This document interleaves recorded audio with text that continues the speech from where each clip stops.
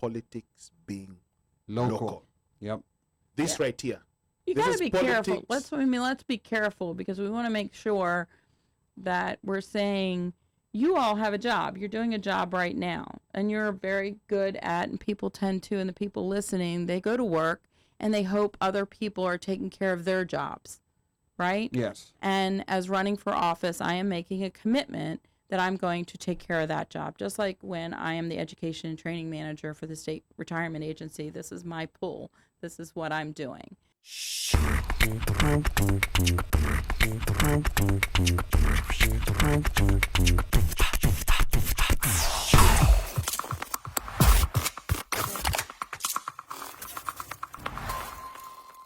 No shaming. So, in relation to the delegate or the position that you're running for, how does that affect immigration and immigration rights for immigrants within Frederick? So let's walk back. So the state delegate position specifically. So you have the federal, you have state, you have county, and then of course I'm in Frederick City, so there's also a municipal. Okay. Okay. So sometimes the federal money you'll hear, they provide grants, and they usually will filter it often through the state. The state itself, so any state agency, any agency that anybody with, whether they're native born or not, would have to deal with. So the roads, right? Whether you can Correct, get point A, point B. If you're an immigrant and you don't yet have transportation, then transportation is going to be involved.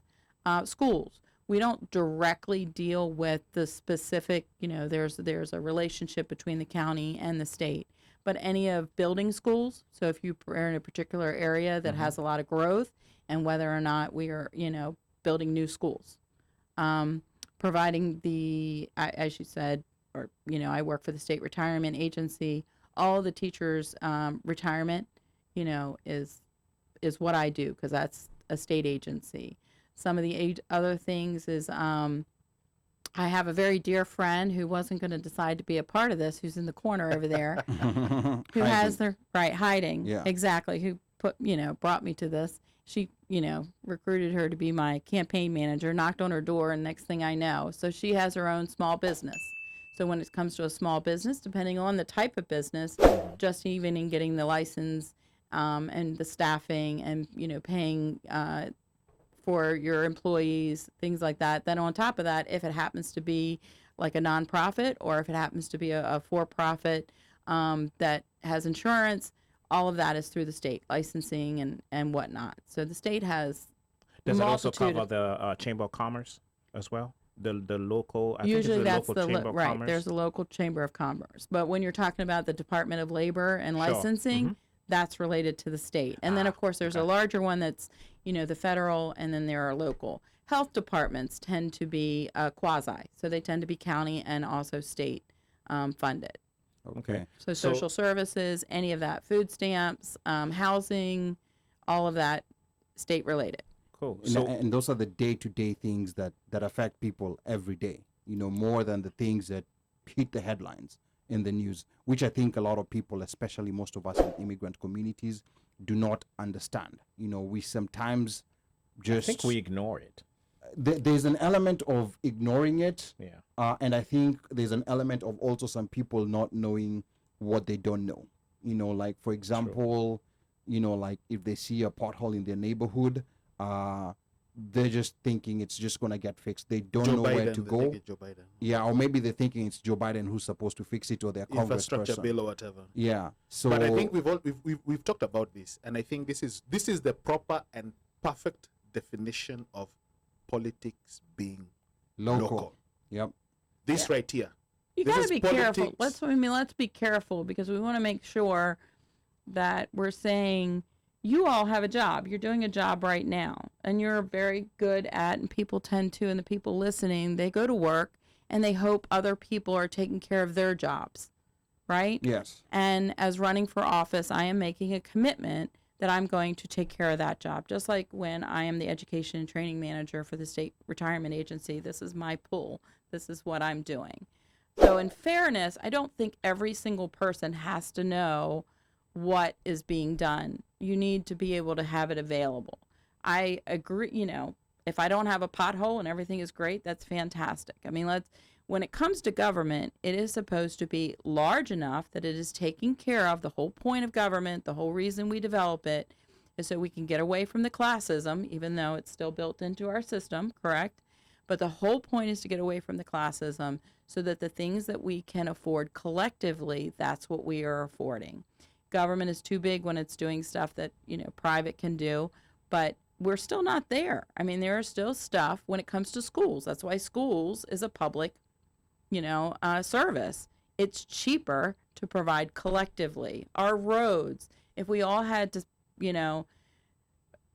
create our own roads and build our own roads, nobody could afford that except for the very, very rich. That's why the roads. But there are federal roads, there are state roads, and there are county roads, and there are city roads, which is, I think, the point you were coming from, is that a lot of things are, local and being aware. Yeah, being aware and knowing what's going on around you. And I think you also mentioned, I don't know if it was on here or off here, talking about, some people don't even know that you can vote for probably a sheriff. You can vote for... Yes. And that's very important in Frederick. And that's why it's local politics. Frederick does have a sheriff. Because whatever happens locally affects you trouble. there. Yeah, and it's important to not only know who you're voting for, but also know their role. You know, because the sheriffs have, in different jurisdictions, the sheriffs have different roles. Yes. And that's something that a lot of people don't know. In certain jurisdictions, I know, like the sheriff in Maryland is responsible for enforcing court orders.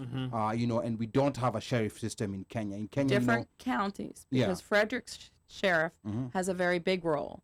Most areas, the sheriff is strictly, providing summons and things like that. But that's the issue with Frederick, is that our sheriff is very controversial. Very, very, very controversial. Frederick is one of the areas where Frederick County is one of the counties in Maryland where the police department can deputize an immigration officer, meaning they can stop the you. Sheriff. Let's be careful, because the police department is separate from the sheriff. The sheriff, and we're not going to say bad people's names, but the current sheriff, has deputized ICE to, and for immigration and the 287G, which we want to get rid of. So it's not any police who can ask you for your papers in Frederick. It's mostly the sheriff's department. And even then, you have rights to say, they have to have a purpose to ask for these things. Okay. I mean, they've gotten themselves into trouble, but as long as people are giving them things that they're just like getting out of a car, or searching your car, and these types of rights. As long as people are agreeing to them, then they have carte blanche to do it. Right. Okay. And those are the things that, it's important to know. That's why I was saying, when I say local, that means you need to understand what's going on around you. Civic education. Situational awareness. And also knowing what is within your, what's within your power. Yes. What's within your what rights, what you can do. Yeah. How you cannot be bullied.